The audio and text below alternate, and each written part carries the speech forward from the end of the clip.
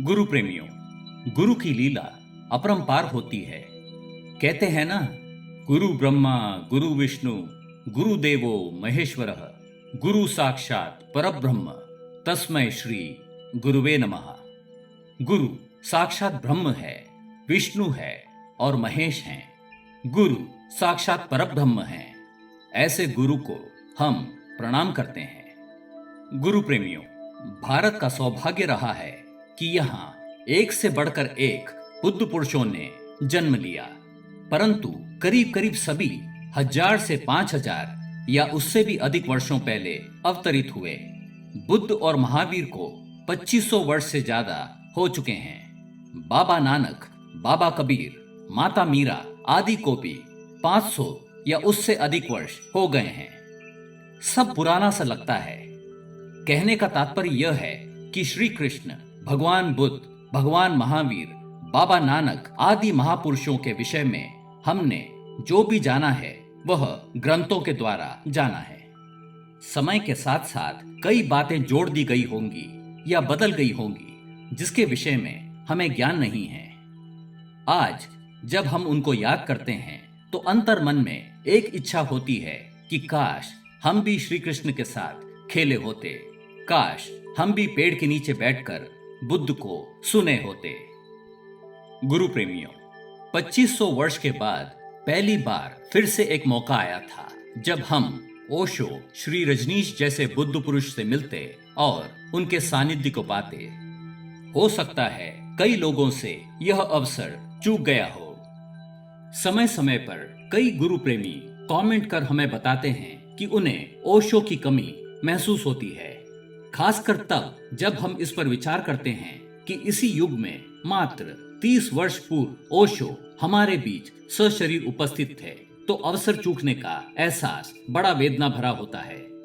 गुरु प्रेमियों, जहां ऐसा सोचना स्वाभाविक है, हम विनम्रता पूर्वक यह कहना चाहते हैं कि ओशो आज भी हमारे बीच उपस्थित हैं। ओशो एक ऐसी असीम अखंड ऊर्जा का नाम है जिसका कभी कोई अंत नहीं है। ओशो अपनी सोच और कार्य प्रणाली में अपने समय से कहीं आगे थे। यह गुरु कृपा ही है कि ओशो अपने प्रवचनों को रिकॉर्ड करवाते रहे। निश्चित ही उन्हें ज्ञात था कि आने वाले समय में उनके वचनों को पूरे विश्व में सुना जाएगा। उनके सोच की बदौलत टेक्नोलॉजी के इस युग में हम और आप घर बैठे ओशो को देख और सुन पा रहे हैं। यह अपने आप में एक चमत्कार है। गुरु प्रेमियों, हम बस इतना कहना चाहते हैं कि कहीं कोई देर नहीं हुई है, बस उठकर चलने भर की देरी है। महान दार्शनिक लाओ त्सु कहते हैं, हजारों मील की सफर की शुरुआत एक छोटे से कदम से होती है। आइए हम आज की गुरु स्टोरी का शुभारंभ करते हैं। आज की गुरु स्टोरी छोटी सी है पर ओशो लीला से भरी है। 1960 और 70 के दशक में ओशो देश के कोने कोने में जाकर प्रवचन दे रहे थे। इसके लिए वे अक्सर ट्रेन से सफर किया करते थे। जैसा कि होना चाहिए, ओशो का लगेज स्वयं उनके करीबी साथी ट्रेन में चढ़ाया करते थे। वैसे तो ओशो मात्र एक शॉल और सफेद लुंगी पहनते थे, परंतु उनका लगेज 3 बड़े सूटकेसों का होता था। सूटकेस भी ऐसे जो सबसे बड़े थे। अब ऐसे में सूटकेसों को रेलवे स्टेशन तक पहुंचाना और ट्रेन में सुरक्षित चढ़ाना भी एक बड़ी जिम्मेवारी थी। मजे की बात यह है कि कई साथियों के मन में यह विचार आता था कि इतना सादा लिबास पहनने वाले ओशो को 3 बड़े सूटकेसों की क्या आवश्यकता। परंतु शिष्य धर्म यह सिखाता है कि शिष्यों को अपनी मर्यादा में रहना चाहिए। गुरु क्या करते हैं, क्यों करते हैं, इस पर किंचित मात्र भी विश्लेषण नहीं करना चाहिए। इसी के चलते किसी ने भी कभी भी ओशो से इस विषय पर चर्चा नहीं की। 1967 में ओशो का 3 दिवसीय शिविर जालंधर में आयोजित हुआ। हमेशा की तरह जबलपुर से जालंधर तक का सफर ओशो ने ट्रेन के प्रथम श्रेणी में तय किया और हाँ, 3 बड़े सूटकेसों के साथ। ट्रेन जब जालंधर पहुंची तो उन्हें लिवाने वहां के एक मशहूर सेठ पहुंचे। उनके साथ उनके सुपुत्र साथ आए थे। गुरु प्रेमियों, हम उनके सुपुत्र के नाम की पुष्टि नहीं कर सके, परंतु इस गुरु स्टोरी के लिए हम उन्हें सतीश कहकर पुकारेंगे। स्टोरी के लिए अध्ययन करते हुए हमें पता चला कि 1967 में ओशो जब जलंधर गए थे तब वे एक सेठ के परिवार में रुके थे जिनके सुपुत्र का नाम सतीश था। ओशो का फूलों के साथ स्वागत करने के पश्चात सेठ ने अपने पुत्र सतीश को इशारा किया कि वह ओशो के लगेज को लेकर निवास स्थान पहुंचे जहां ओशो रुकने वाले थे।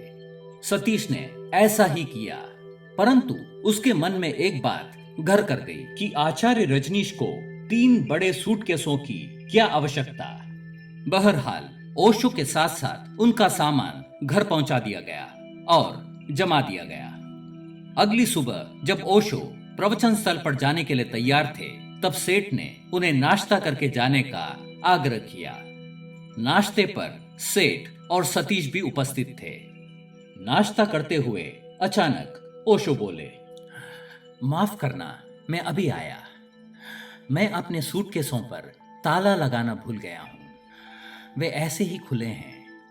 तभी सेठ जी बोल पड़े, आचार्य जी आप बिल्कुल निश्चिंत रहें, आपका लगेज सुरक्षित है। यह कहते हुए वे अपने बेटे सतीश की तरफ देखने लगे। सतीश ने सर हिलाकर हाँ कह दिया। इसके पश्चात ओशो प्रवचन स्थल के लिए निकल गए। ओशो के जाते ही सतीश के मन में आया, यह अच्छा मौका है, सूटकेस भी है और खुले हुए भी, आचार्य श्री भी नहीं है, क्यों न एक बार देख ही लिया जाए कि आखिर उन सूटकेसों में है क्या। सतीश कमरे में गया जहां लगेज रखा हुआ था। यह सुनिश्चित कर कि कोई भी आसपास नहीं है, उसने पहला सूटकेस खोला। उसमें 2 बड़े तकिए रखे हुए थे। यह क्या, सूटकेस में तकिए? बात समझ न आई। दूसरा सूटकेस खोला तो उसमें था एक तकिया और एक चादर। सतीश बड़ा हैरान था। खैर अब बचा था तीसरा सूटकेस। उसे खोला तो उसमें पाया कुछ किताबें, कॉपियां, कुछ पर्सनल सामान, कंगा, शीशा इत्यादि। सतीश सोच में पड़ गया। सूटकेस को बंद कर वह नीचे के कमरे में आ गया। दोपहर ओशो सेठ के साथ घर पहुंचे।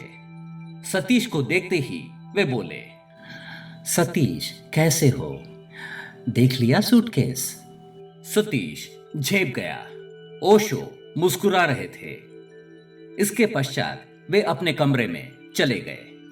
ओशो सतीश की मन की बात जान चुके थे, इसीलिए उन्होंने स्वयं उन 3 सूटकेसों को खुला छोड़ दिया था ताकि सतीश सुलभता के साथ अपनी जिज्ञासा को शांत कर सके।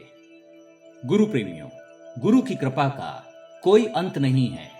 गुरु शिष्य के हृदय के अंतरंग हिस्सों में जाकर मैल ढूंढ लेते हैं और उसकी सफाई में लग जाते हैं। गुरु का अर्थ है वह जो हमें अंधकार से उजाले की ओर ले जाए। ओशो ने यहाँ वही किया। इस घटना ने सतीश पर गहरा प्रभाव डाला। आगे चलकर वे ओशो सन्यासी बने।